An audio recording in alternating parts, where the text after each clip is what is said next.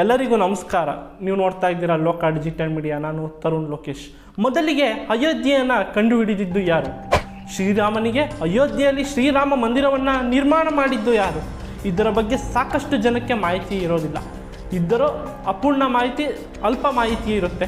ಇದ್ರ ಬಗ್ಗೆ ಸಂಪೂರ್ಣವಾದಂಥ ಮಾಹಿತಿ, ನಿಖರವಾದಂಥ ಮಾಹಿತಿಯನ್ನು ಈ ವಿಡಿಯೋದಲ್ಲಿ ತಿಳ್ಕೊಳ್ಳಿ. ನಮ್ಮ ಚಾನಲ್ಗೆ ಏನಾದ್ರು ಫಸ್ಟ್ ಟೈಮ್ ಭೇಟಿ ಕೊಟ್ಟಿದ್ದರೆ ಸಬ್ಸ್ಕ್ರೈಬ್ ಮಾಡ್ಕೊಳ್ಳಿ, ಹಾಗೂ ಬೆಲ್ ಬಟನ್ ಮೇಲೆ ಕೂಡ ಕ್ಲಿಕ್ ಮಾಡ್ಬೋದು. ಹಾಗೂ ನಿಮ್ಮ ಪ್ರಶ್ನೆಗಳು ಏನಾದ್ರು ಇದ್ದರೆ ಪ್ರಶ್ನಿಸಬಹುದು ಇನ್ಸ್ಟಾಗ್ರಾಮ್ ಮುಖಾಂತರ.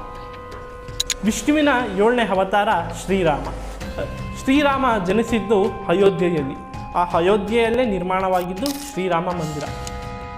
ಮೊದಲಿಗೆ ಅಯೋಧ್ಯೆಯನ್ನು ಕಂಡುಹಿಡಿದಿದ್ದು ಮೊದಲನೆಯ ಶತಮಾನದ ರಾಜ ವಿಕ್ರಮಾದಿತ್ಯ. ಸಾಕಷ್ಟು ಜನಕ್ಕೆ ಈಗ ಪ್ರಶ್ನೆ ಉಟ್ಕೊಳ್ತಾ ಇರ್ಬೋದು, ಅಯೋಧ್ಯೆಯನ್ನು ವಿಕ್ರಮಾದಿತ್ಯ ಅವರು ಯಾಕೆ ಕಂಡುಹಿಡಿಯಕ್ಕೆ ಹೋಗಿದ್ರು ಅಂತ. ಅದ್ರ ಬಗ್ಗೆ ಈಗ ಹೇಳ್ತೀನಿ, ಕೇಳ್ಕೊಳ್ಳಿ. ಸಾಕಷ್ಟು ಶತಮಾನಗಳಿಂದ ಅಯೋಧ್ಯೆ ಕಾಣೆಯಾಗಿತ್ತು, ಕಣ್ಮರೆಯಾಗಿತ್ತು ಅಂತಲೇ ಹೇಳ್ಬೋದು.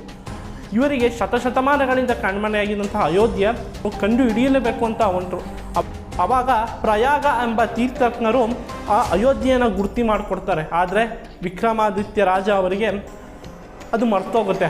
ಗುರ್ತು ಮಾಡಿ ಇಟ್ಕೊಂಡಿದ್ರು ಸಹಿತ ಮರ್ತೋಗುತ್ತೆ. ಆವಾದ್ಮೇಲೆ ಅವರು ಒಬ್ಬರು ಯೋಗಿ ಹತ್ರ ಹೋಗ್ತಾರೆ. ಆ ಯೋಗಿ ಹತ್ರ ಹೋದ್ಮೇಲೆ ಹಸುವಿನ ಕೆಚ್ಚಲೆಯ ಹಾಲು ಎಲ್ಲಿ ಸ್ವಚ್ಛವಾಗಿ ಹರಿಯುತ್ತೋ ಅಲ್ಲೇ ಅಯೋಧ್ಯೆ ಇರೋದು ಅಂತ ಹೇಳ್ತಾರೆ ಯೋಗಿಯವರು.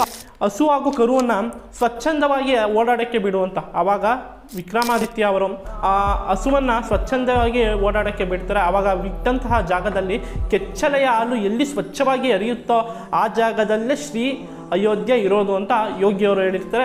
ಯೋಗಿಯವರು ಹೇಳಿದಂಗೆ ಹಸುವಿನ ಕೆಚ್ಚಲೆ ಹಾಲು ಸ್ವಚ್ಛವಾಗಿ ಹರಿಯುತ್ತೆ. ಆ ಜಾಗದಲ್ಲೇ ಶ್ರೀರಾಮ ಮಂದಿರ ನಿರ್ಮಾಣವಾಗುತ್ತೆ.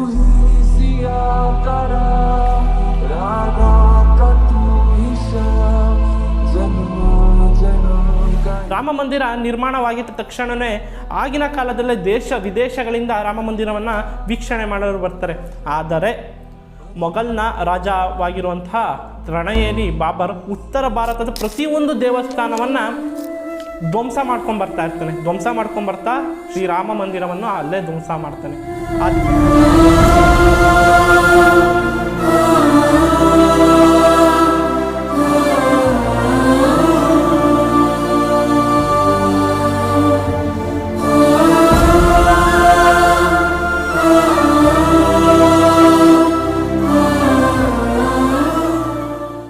ಆದರೆ 1949ರಲ್ಲಿ ದಿಢೀರಂತ ಶ್ರೀರಾಮ ಅಯೋಧ್ಯೆಯಲ್ಲಿ ಪ್ರತ್ಯಕ್ಷ ಆಗ್ತಾರೆ. ಆವಾಗ 1949 ಆದ್ಮೇಲೆ ಏನಾಯಿತು? ಆಗಿನ ಸರ್ಕಾರ ಯಾಕೆ ರಾಮ ಮಂದಿರ, ರಾಮ, ಅಯೋಧ್ಯ ಈ ರೀತಿ ಇತಿಹಾಸ ಕಂಡ್ರೆ, ಪುರಾಣಗಳ ಕಂಡ್ರೆ ಏನಕ್ಕೆ ಕೀಳು ಮಟ್ಟದಲ್ಲಿ ನೋಡ್ತಾ ಇತ್ತು ಅಂತ ಮುಂದಿನ ವೀಡಿಯೋದಲ್ಲಿ ತಿಳಿಸ್ಕೊಡ್ತೀನಿ. ನಮ್ಮ ಚಾನಲ್ಗೆ ಏನಾದ್ರು ಫಸ್ಟ್ ಟೈಮ್ ಭೇಟಿ ಕೊಟ್ಟಿದ್ದೆ ಸಬ್ಸ್ಕ್ರೈಬ್ ಮಾಡ್ಕೊಳ್ಳಿ, ಹಾಗೂ ಬೆಲ್ ಬಟನ್ ಮೇಲೆ ಕೂಡ ಕ್ಲಿಕ್ ಮಾಡ್ಬೋದು. ನಿಮ್ಮ ಪ್ರಶ್ನೆಗಳು ಏನಾದ್ರು ಇದ್ದರೆ ಪ್ರಶ್ನಿಸ್ಬೋದು ಇನ್ಸ್ಟಾಗ್ರಾಮ್ ಮುಖಾಂತರ.